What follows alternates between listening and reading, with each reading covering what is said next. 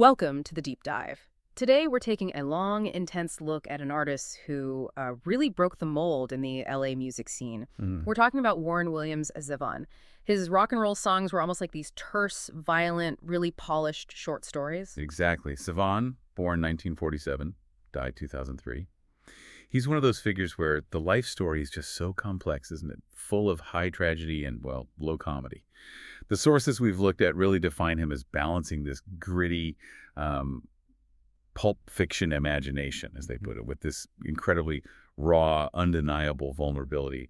Master of gallows humor, often death was the punchline. Yeah, absolutely. So our mission today is to get beyond just the hits, you know? We want to unpack the specific details that really defined his life. Things like his bizarre origins, that frustrating early career, Definitely frustrating. then that explosive critical peak, the personal crises that came right after, and of course that incredibly powerful, really moving final act. We're here to figure out why Zevon wasn't just a brilliant songwriter, but maybe also a complicated chronicler of the darker side of the American dream. And if you need one single takeaway, Zevon kind of gifted it to us himself, didn't he? On his final TV appearance on Letterman. Right, The Late Show. Yeah. Yeah. Letterman asked him about the meaning of life, and Zevon, facing death, he just shared this essential insight. Yeah. People should simply enjoy every sandwich. And we're going to see how the intensity and, frankly, the volatility of his life really shows how hard-won that simple philosophy was for him. We are talking about the guy behind songs like Werewolves of London, obviously, Lawyers, Guns, and Money, Rollin' the Headless Thompson Gunner. These tracks just have this narrative urgency, this dark wit. It set him miles apart from his peers in the 70s. So let's unpack this, starting right at the beginning, with a foundation that reads like, well, the first chapter of some noir thriller. You mentioned chaos, and it really does start right there with his parents. This isn't just biography background noise. I think it's key to understanding the tension in his songs, you know? Born in Chicago in 1947, and his family life was just a study in profound contradiction. It truly was. His mother, Beverly Cope, she came from this quite strict Church of Jesus Christ of Latter-day Saints family, sort of embodying order, English heritage, maybe a kind of moral sobriety. But then you have his father, William Zevon, originally Zivotofsky, a Jewish immigrant from Ukraine. And William Zevon wasn't just like any immigrant starting out. He was a bookie, a heavy hitter in the criminal underworld. The sources say he specialized in handling these high-volume bets, dice games, for one of LA's most notorious gangsters, Mickey Cohen. That's right. Biographical accounts show William Zevon was known in those circles as Stumpy Zevon. And get this, he was actually best man at Mickey Cohen's first wedding. Wow. Yeah, just think about that for a second. The strict, almost Victorian kind of LDS morality side by side with the volatile, cynical world of an LA mobster's inner circle. That juxtaposition, I think it explains so much about why Zevon's music often marries violence with this high artistic polish, cynicism with these sudden flashes of deep, earnest longing. It's fascinating, too, considering that kind of street-level upbringing, that Zevon had this almost secret, highbrow education going on. He didn't just stumble into rock music. By 13, he was an occasional visitor to the LA home of Igor Stravinsky, one of the 20th century's most significant composers. That is the ultimate contrasting route, isn't it? He briefly studied modern classical music there alongside Stravinsky's assistant, Robert Kraft. And this wasn't just a fleeting hobby. It shows a really early, serious engagement with composition, understanding structure, counterpoint, rhythm in a complex, formal way. It really makes you wonder how that rigor, that formality, showed up in songs that sound so immediate, so rock and roll. You wouldn't automatically think the composer of Rite of Spring influenced Werewolves of London. But I think he absolutely did. That classical training provided the formal structure, the cage, if you like, for all that lyrical chaos. Zevon's songs, they're not like a lot of his contemporaries. They're taught, they're rigorously structured. They usually wrap up their narrative pretty efficiently, almost like a sonata or a perfectly crafted short story. That efficiency, that sense of structure, I'd argue it comes directly from that early, serious study of classical music. Well, that structural rigor got put on hold, at least for a bit, when he made his own big leap. His parents divorced, Zevon quits high school at 16, moves from LA to New York City. Why? To try and become a folk singer.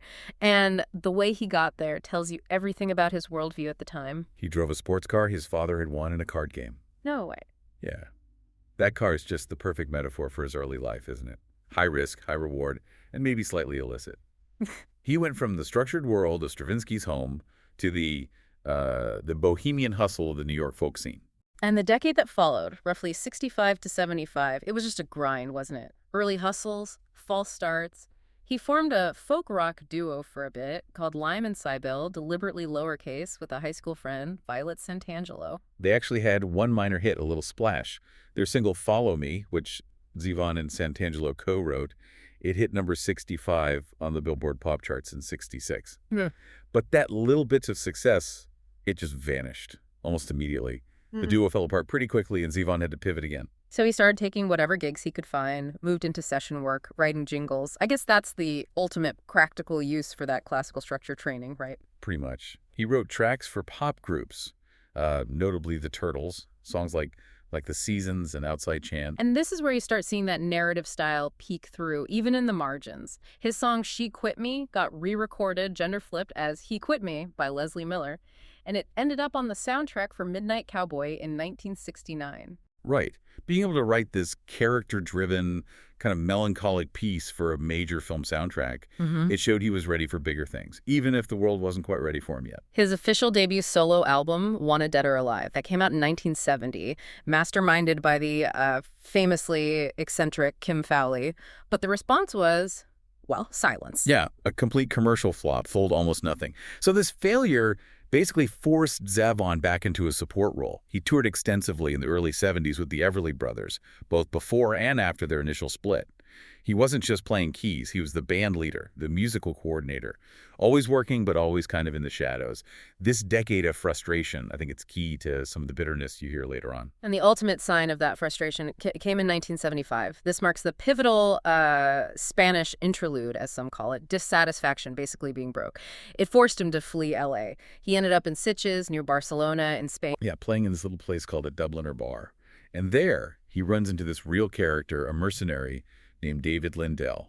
And in that environment, that exile, Zevon really found his voice. He and Lindell co-wrote Roland the Headless Thompson Gunner. That song about the Norwegian mercenary whose head gets blown off in the Congo, but he keeps haunting the conflict zones. It's the perfect encapsulation of Zevon's genius, isn't it? It's geopolitical, it's violent, deeply cynical, and somehow oddly heroic. It's the moment his Pulp Fiction brain really merged with that structural discipline.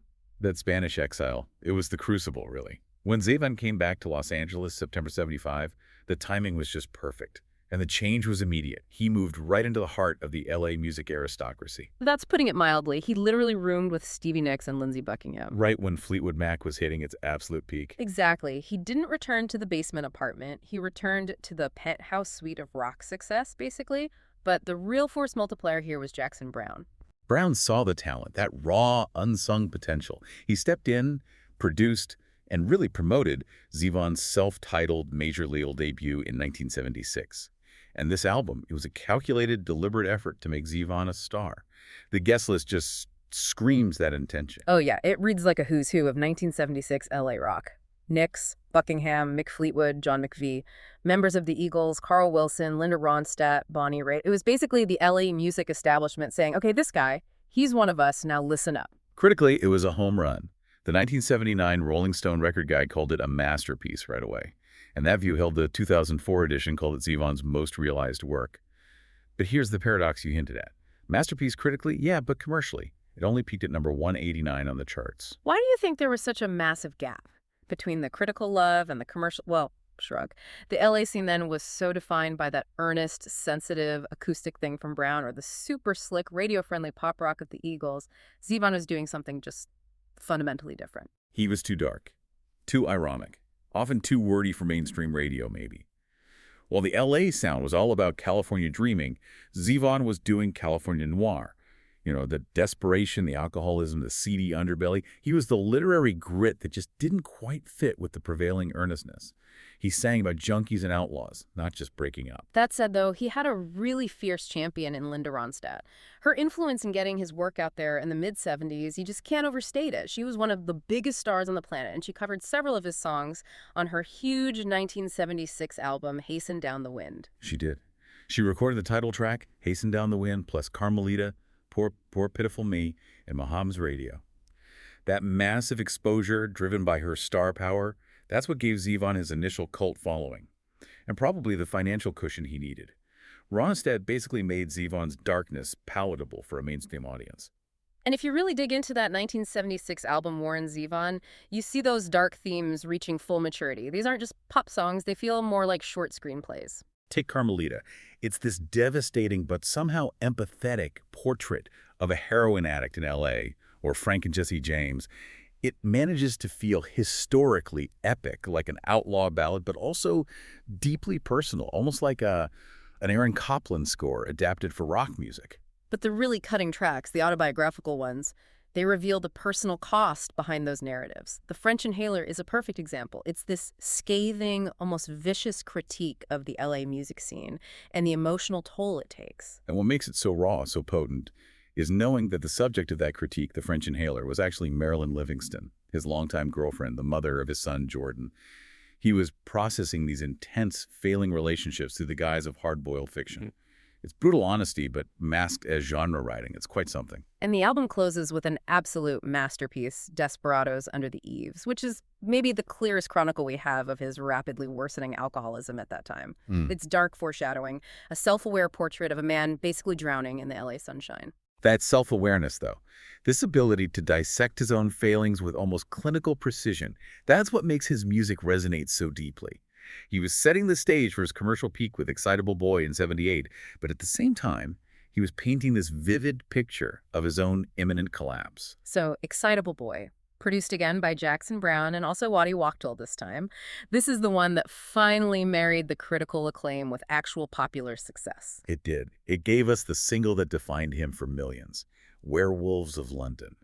With Mick Fleetwood and John McVie backing him up, that track finally brought his macabre, deadpan humor right into the mainstream, reached number 21.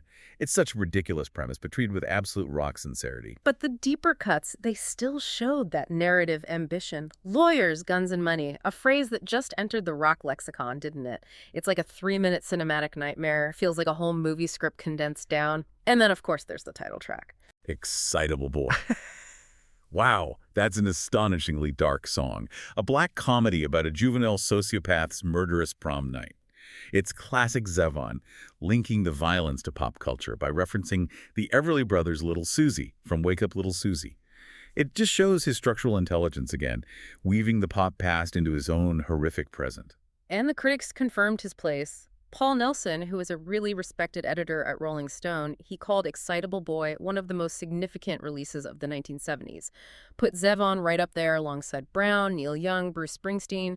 For that brief, shining moment, Zevon was pretty much universally seen as a major voice. And, well, in true Zevon fashion, right?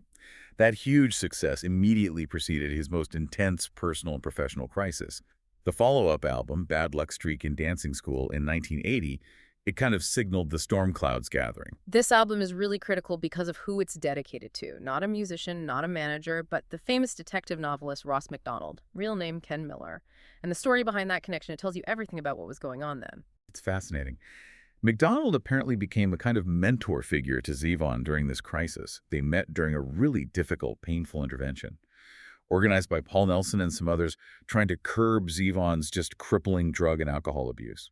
And MacDonald, who was a master chronicler of LA dysfunction and hidden family guilt, he dealt with his own alcoholism.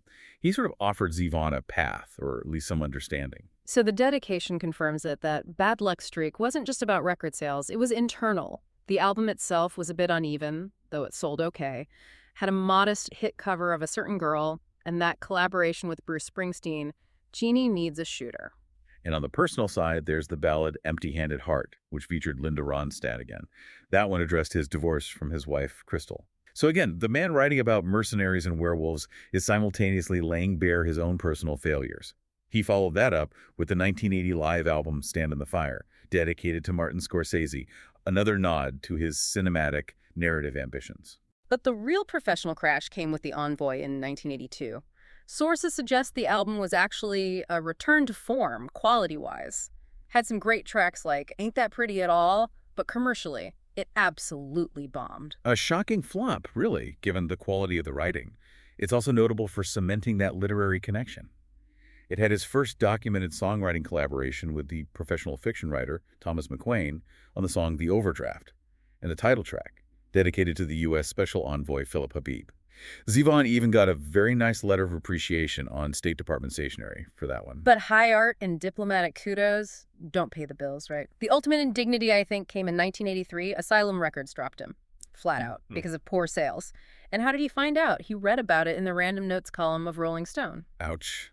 That kind of devastating public humiliation combined with just deep personal dissatisfaction. His marriage was over, and engagement ended shortly after it led to a profound relapse. He basically just retreated from the world, gave in completely to severe drug and alcohol abuse.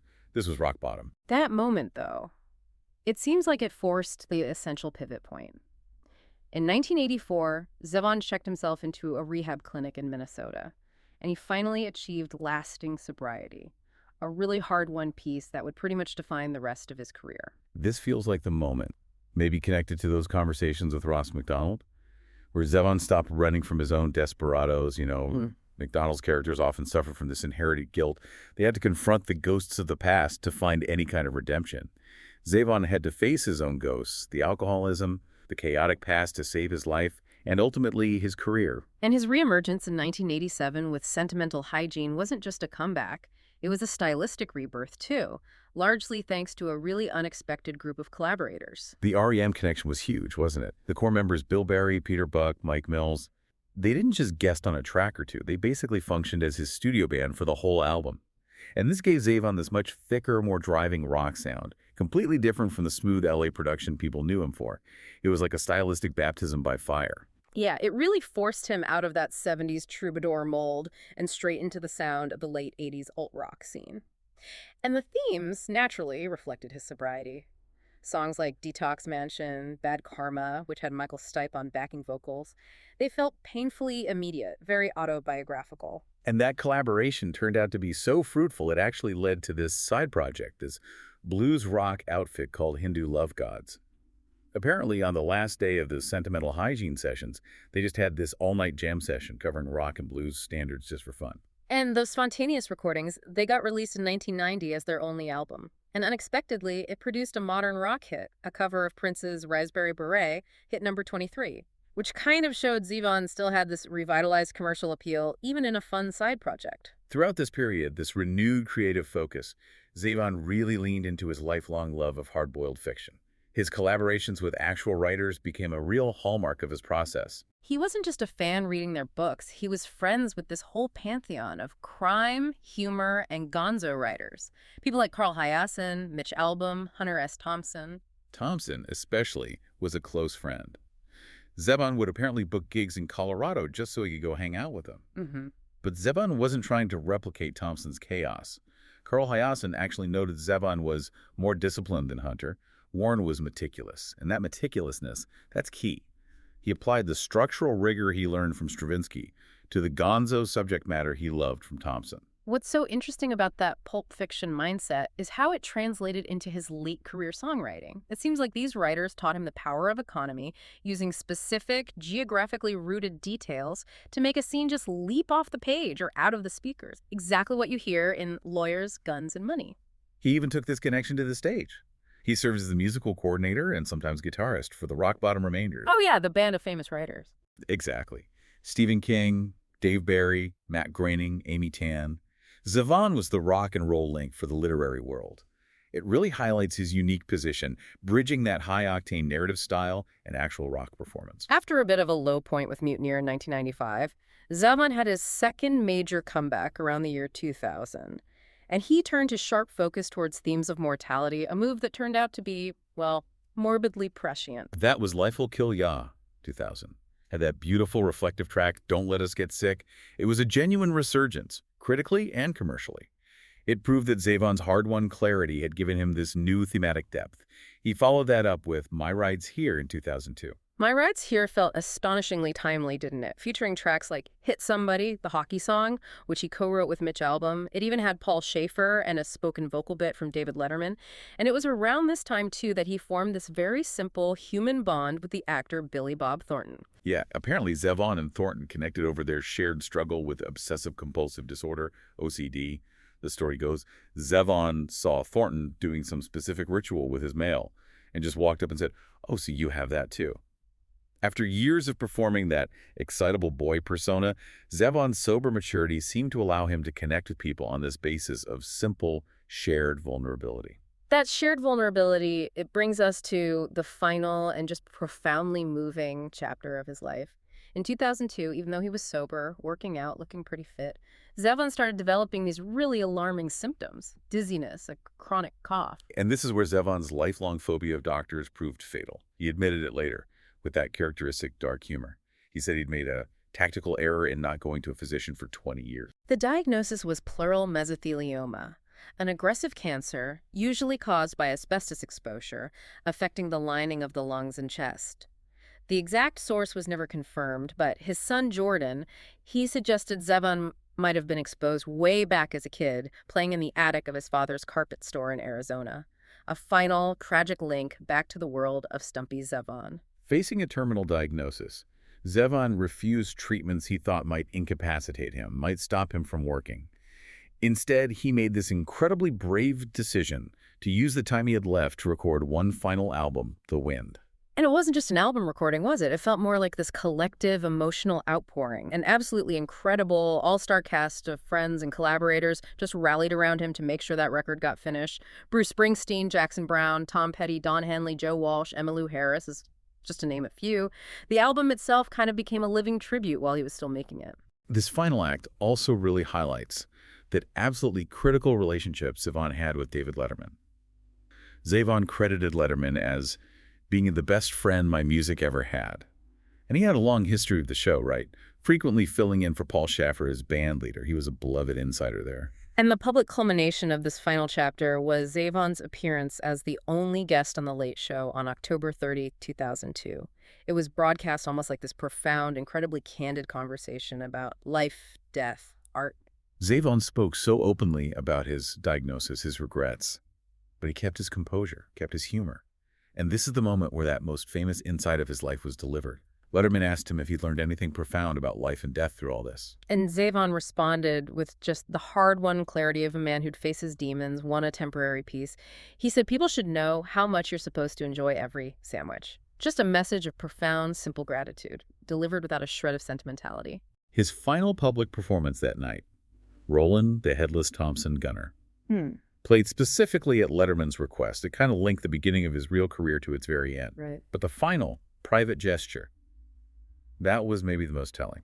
In the green room after the show, Zevon gave Letterman the guitar he always used when he played on the show and just quietly said, "Here, I want you to have this, take good care of it." Yeah. Just the ultimate, understated, powerful thank you to the man who gave his music its biggest spotlight for so long. Zevon died of mesothelioma less than a year later, September 7, 2003.